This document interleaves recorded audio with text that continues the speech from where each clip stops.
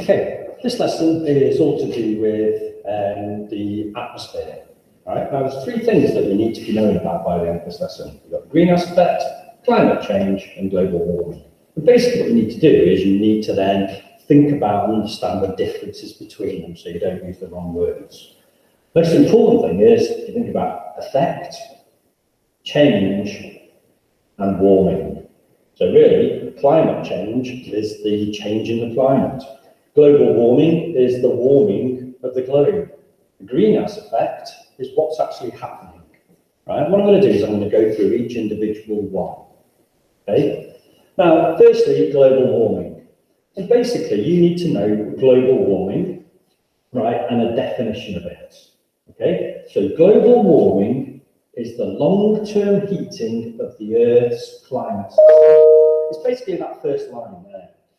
And what it is we've observed temperature changes over the last 100, 150 years. So this graph at the top there shows line 0 is there, right? 1880, it was slightly below the temperature. From 1940s and 1950s, what you can see a gradual increase in the temperature. And over the last 60, 70 years, the entire planet has gone up by 1 degree, right? 2016 was the warmest temperature. Okay, so that's global warming. Global warming is the actual warming of planet Earth.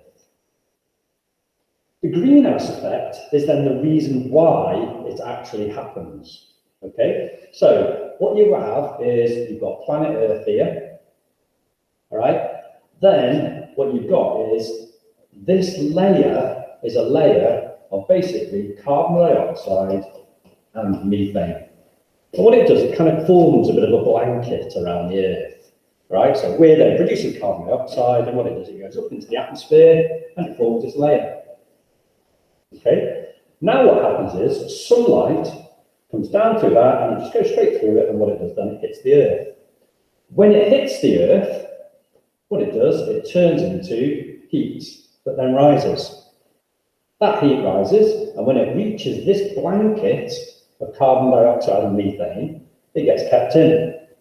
So this blanket of carbon dioxide and methane keeps the heat in, and when that is actually kept in, planet Earth warms. Okay, so the greenhouse effect is where you've got the carbon dioxide and the methane creating the blanket. That then creates global warming. Right, so that's then the way that those two are actually introduced to each other. Carbon dioxide and methane. Carbon dioxide is mainly produced from burning, right? Burning fossil fuels. So every single time you turn your car's engine or a power plant or anything like that, carbon dioxide goes into the atmosphere, right? And it then goes into this layer, or some of it goes into this layer.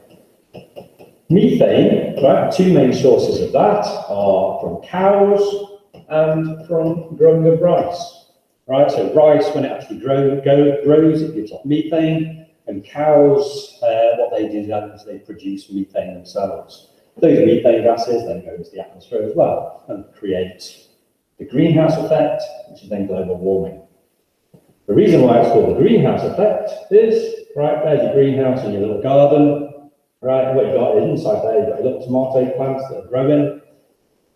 Sunlight shines through the glass, easily goes through it. Then when it goes into the glass, it hits something, it then turns into the heat, right, what the heat does then rises, but the glass itself from the greenhouse doesn't let the heat escape. Climate change is then your third one.